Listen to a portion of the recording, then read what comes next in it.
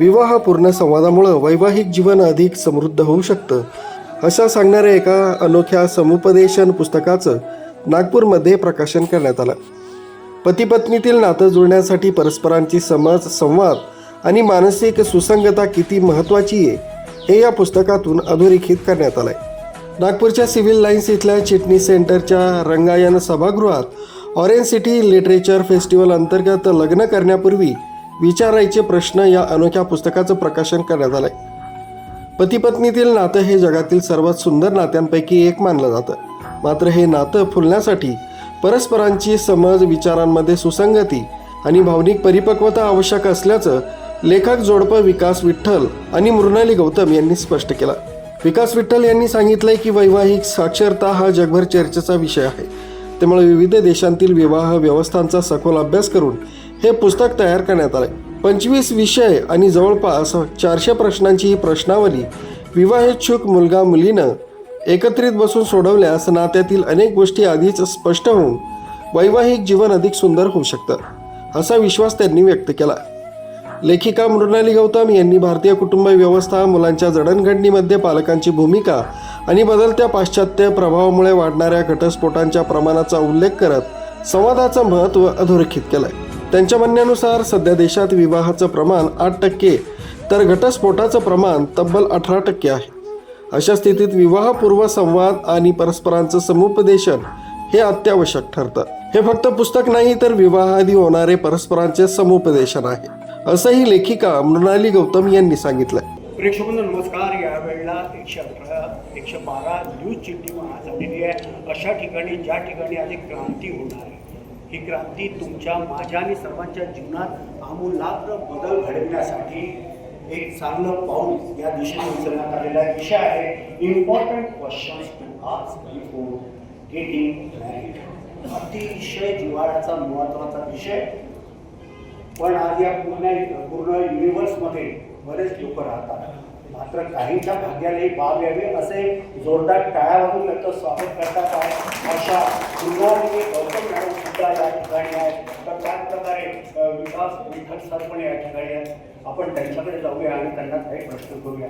Ma'am, मला हे सांगा की ही जी संकल्पना आहे ही आपल्या मनात आली कशी, काय प्रेरणा मिळाली, किंवा वर्तमान जे लाईफस्टाईल असतं किंवा जो संसार आहे त्यावर किती अनुभवी हे आपलं लिखाण आहे? तुम्ही असं विचाराल तर मग मी हेच म्हणेन की आमचं पर्सनल एक्सपिरियन्स खूप जास्त कामात आला याच्यामध्ये. कारण की आमचं लग्न झालं होतं कोरोनामध्ये, तर आमचं तितकं काही म्हणजे बोलणं चालू झालं नव्हतं. जितके डिस्कशन म्हणा, इम्पॉर्टंट म्हणा, कॅज्युअल म्हणा, ते लग्नानंतरच झालं. तिथूनच आम्हाला आयडिया आला की म्हणजे इतकं म्हणजे इम्पॉर्टंट जे आहे डिस्कशन ते लग्नाच्या आधी होणं किती महत्त्वाचं आहे. एक सक्सेसफुल मॅरेजसाठी कन्व्हर्सेशन बेसिकली. पण अलीकडच्या काळामध्ये आपण हे बघतो की अशा प्रकारचं कन्व्हर्सेशन होत नाही. बाकीच्या गोष्टींनी बराच उधळपट्टीमध्ये खर्च केला जातो. मात्र हा जो कळीचा जो मुद्दा आहे बऱ्याच लोकांच्या लक्षात येत नाही. याबद्दल हे संपूर्ण जे पुस्तक जे आपण बनविणार आहात किंवा बनविलेलं आहे त्याला किती मेहनत घ्यावी लागेल आपल्याला? तरी 1.5-2 वर्ष तर लागले सर्व रिसर्च करून. सर्व म्हणजे कुठले प्रश्न तरी लागले पाहिजे, किती म्हणजे त्याच्या मागे किती पोटेन्शियल आहे ते सर्व रिसर्च करून, डिस्कस करून ते सर्व घडवण्यासाठी तरी 1.5-2 वर्ष लागले. बिलकुल, खूप छान माहिती या ठिकाणी बोलाचे यांनी दिलेली आहे. आपण यावेळेला दसकुद विकास विद्यार्थी सुद्धा आहेत, ते पण एक चांगले म्हणजे भरीव त्यांचं असं काम आहे. ते कुठल्या शब्दामध्ये किंवा त्याचे मोजमाप हे करता येणार नाही. आपण त्यांनाच विचारले असं आजच्या या बदलत्या दुनियेमध्ये जो तो पैशाच्या मागे धावतो आहे, प्रत्येक जण पैशाच्या मागे धावतो आहे, खर्च होतो आहे, विवाह केला जात आहे. मात्र त्याच्यातला जो मुख्य गाभा आहे तो समजण्यात लोक कुठेतरी आता एक हिंदू परंतु किंवा कसं विचारायचं ते ट्रेनिंग होत नाही अशी भावना आहे का? ते वाटतं का आपल्याला? आता तसं बघितलं गेलं पाहिजे तर बघितलं तर मॅरेज लिटरसी आपण जे म्हणू की मॅरेज बद्दल काय आपल्याला नॉलेज पाहिजे, काय काय क्वेश्चन्स आपण आपल्या पार्टनरला विचारायला पाहिजे ते नाही आहे लोकांमध्ये. आम्ही जेव्हा सर्वे करत होतो, लोकांसोबत क्रॉस इंटरॅक्शन करत होतो, तेव्हा आमच्या लक्षात असं आलं की भरपूर लोकांना माहितीच नाही की त्यांना काय क्वेश्चन विचारायला पाहिजे. ते फक्त वरवरचे क्वेश्चन्स विचारतात की कुठे जॉब आहे, काय सॅलरी आहे, कुठे राहणार आहे. आणि एक खूप कॉमन क्वेश्चन आहे जे वर वधू दोघं एकमेकांना रोज रात्री विचारतात, बाबू तू जेवली का?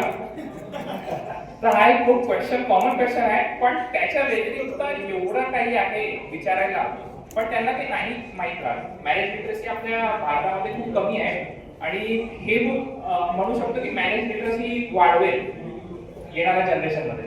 तुमचा उपक्रम अत्यंत स्तुत्य असा उपक्रम आहे. प्रत्येकाला वाटतं की तुमचं पुस्तक घ्यावं, भरभरून वाचावं, इतरांनाही वाचायला द्यावं, पण हे उपलब्ध कशावर आणि कसं होईल असा प्रश्न आहे. हे आम्ही आता नागपूरमध्ये 120 मॅरेज ब्युरोज आहे, त्यांच्यासोबत आम्ही टायअप केलेलं आहे आणि ते त्यांच्या इकडे जे पण लोक येतात विवाह मार्गदर्शनासाठी किंवा स्थळ बघण्यासाठी, तर त्यांच्याकडे तुम्हाला हे पुस्तक भेटेल. त्याच्यासोबत Amazon आणि फ्लिपकार्टवरती पण हे पुस्तक अवेलेबल होऊन जाईल येणाऱ्या 25 नोव्हेंबरपासून.